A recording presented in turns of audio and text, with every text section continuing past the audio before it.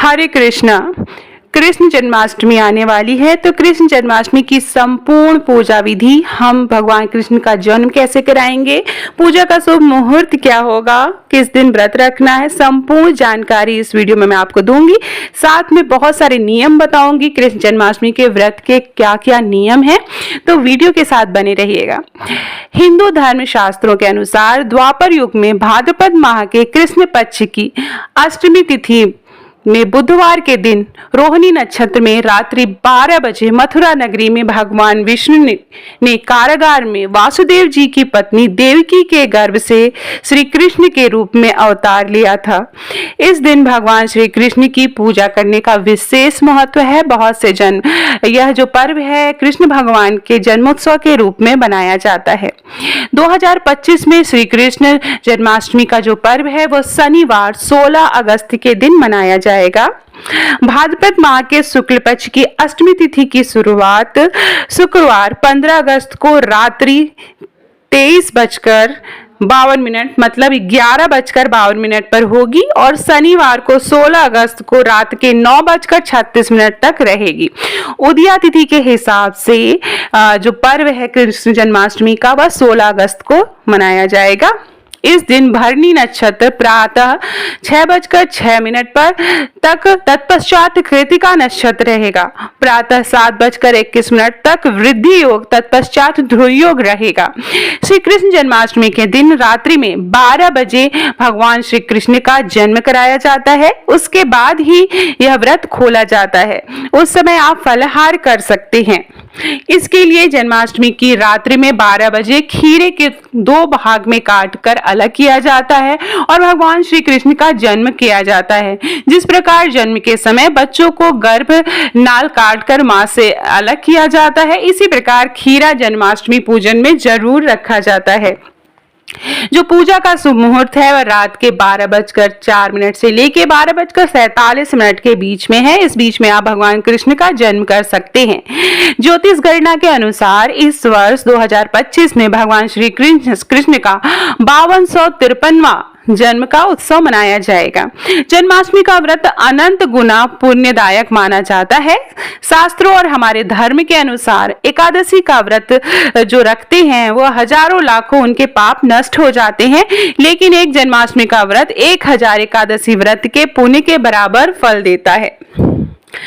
मान्यता है कि इस दिन जो भी सच्चे मन से भगवान श्री कृष्ण की पूजा करते हैं, जन्माष्टमी का व्रत रखते हैं, उन्हें इस संसार में किसी भी चीज का अभाव नहीं रहता है।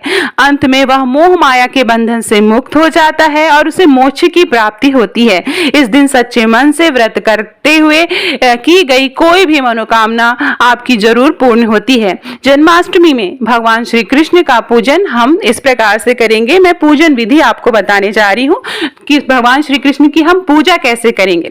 जन्माष्टमी के दिन प्रातः सूर्योदय से पूर्व उठकर स्नान करना चाहिए। साफ पीले, गुलाबी या सफेद रंग का वस्त्र इस दिन जरूर धारण करें।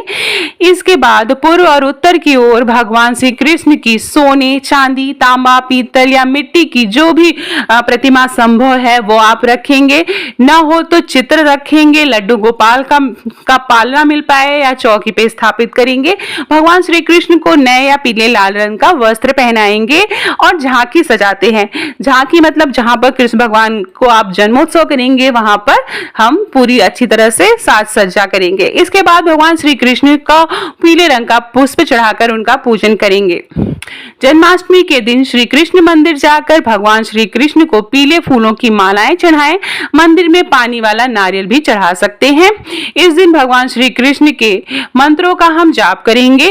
ओम नमो भगवते श्री गोविंदाय नमः, ओम नमो भगवते वासुदेवाय नमः श्री कृष्ण का मंत्र है, तो इन मंत्रों का आप जाप कर सकते हैं। स्कंद पुराण के अनुसार जो भी मनुष्य जानकर भी श्री कृष्ण जन्माष्टमी का व्रत नहीं करता है वह मनुष्य जंगल में सर्प और व्याघ्र होता है। वृद्धि, रोगी या बच्चों को इसमें छूट दी जाती है। जो जिनको रोग हो या वृद्ध हैं या बच्चे हैं, इन्हें जन्माष्टमी का व्रत न करें तो कोई बात नहीं। मदन रथ में स्कंद पुराण का वचन है कि जो उत्तम पुरुष हैं वे निश्चित रूप से जन्माष्टमी व्रत को इस लोक में करते हैं। उनके पास सदैव स्थिर लक्ष्मी होती है। इस व्रत को करने इसके प्रभाव से उनके समस्त कार्य सिद्ध हो जाते हैं। ब्रह्म वैवर्त पुराण के अनुसार जो प्राणी श्री कृष्ण जन्माष्टमी का व्रत करता है वह 100 जन्मों के पापों से मुक्त हो जाता है। भविष्य पुराण के अनुसार जन्माष्टमी का व्रत अकाल मृत्यु नहीं होने देता। जो जन्माष्टमी का व्रत करते हैं उन्हें आरोग्य और दीर्घायु प्राप्त होती है। शास्त्रों के अनुसार एकादशी व्रत हजारों लाखों पाप नष्ट करने वाला अद्भुत ईश्वरीय वरदान है, लेकिन एक जन्माष्टमी का व्रत 1000 एकादशी व्रत रखने से पुण्य की बराबर प्राप्ति होती है। भगवान श्री कृष्ण की जन्म रात्रि में 12 बजे हुआ था, अतः 12 बजे के बाद श्री कृष्ण का जन्मोत्सव मनाया जाता है। पूरे विश्व में हिंदू धर्म के मानने वाले मंदिरों में एवं प्रतीक के रूप में घर पर श्री कृष्ण का खीरा काट कर जन्म कराते हैं। जन्म के समय उनका दूध, दही, शुद्ध जल से अभिषेक किया जाता है। जन्म के पश्चात भगवान श्री कृष्ण के बाल स्वरूप लड्डू गोपाल को पालने में झूला झुलाया जाता है। भगवान श्री कृष्ण को माखन मिश्री अत्यंत प्रिय थी। अपने बाल अवतार में कान्हा ने माखन के लिए बहुत गोपियों की मटकी फोड़ी थी, घरों में माखन चुराया था, इसलिए उन्हें माखन चोर भी कहा जाता है। अतः उन्हें माखन मिश्री का भोग अवश्य लगाएं। बहुत सी जगह पर धनिये की पंजीरी का भोग लगाया जाता है, पंचामृत भोग लगाया जाता है, लड्डू गोपाल को लड्डू भोग लगाया जाता है। जन्म के बाद प्रभु को पंचामृत में तुलसी डालकर भगवान श्री कृष्ण की पूजा बिना तुलसी के पूर्ण नहीं होती है, तो जो भी आप भोग लगाएं उसमें तुलसी दल जरूर डालें। माखन मिश्री, चावल या साबूदाने की खीर, पंजीरी, खीरा आदि का भोग लगाना चाहिए।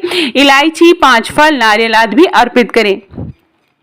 श्री कृष्ण भगवान की आरती करेंगे और आरती के बाद प्रसाद बांटेंगे।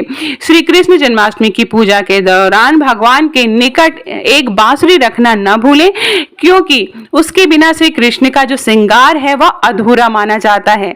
जो जातक जन्माष्टमी का व्रत रखते हैं वे दिन में फलाहार लेते हैं एवं रात में भगवान श्री कृष्ण के जन्म के बाद ही भोजन ग्रहण करते हैं। इस व्रत का कोई विशेष नियम तो नहीं है, परंतु बहुत से भक्तगण जन्माष्टमी के अगले दिन सूर्योदय के पश्चात ही अपना व्रत पूर्ण करते हैं। अगर कोई भक्त किसी कारणवश व्रत रखने में समर्थ नहीं है तो भी यदि वह पूरे मन से जन्माष्टमी को कान्हा की भक्ति करते हैं तो उन्हें द्वारिकाधीश की पूर्ण कृपा मिलती है। वैसे तो जन्माष्टमी का पर्व पूरे भारत में हर्षोल्लास से मनाया जाता है, लेकिन उत्तर भारत विशेषकर मथुरा, वृंदावन और गोकुल में इस पर्व की अलग ही धूम देखने को मिलती है। जन्माष्टमी के दिन यहाँ के मंदिरों में विशेष रूप से सजाया जाता है। यहाँ पर भगवान श्री कृष्ण का जन्मोत्सव देखते ही बनता है। इन आयोजनों से यहाँ पर विश्व के कोने कोने से भगवान श्री कृष्ण के भक्त आते हैं। महाराष्ट्र में भी विशेषकर से मुंबई और पुणे में जन्माष्टमी का पर्व अलग ही तरह से बनाया जाता है। वहां पर दही हांडी का उत्सव पूरे महाराष्ट्र में मनाया जाता है। यहाँ पर ऊंची ऊंची दही हांडियों को फोड़ने के लिए, आकर्षक इनाम जीतने के लिए गोविंदाओं की टोली चलती है और वे इस तरह से उत्सव मनाते हैं। इसमें लड़के लड़कियों का समूह एक के ऊपर एक चढ़कर हांडियों को फोड़ने के लिए पिरामिड बनाते हैं और ऊपर चढ़कर दही हांडी फोड़ते हैं का सौभाग्य प्राप्त करते हैं। लेकिन कई बार दही हांडी को फोड़ने के लिए बहुत से गोविंदा टोलियों को जमकर पसीना बहाना पड़ता है। बहुत ही ऊपर दही हांडी रहती है। इस तरह से पूरे भारतवर्ष में कृष्ण जन्माष्टमी का पर्व बहुत ही हर्षोल्लास से मनाया जाता है। तो जो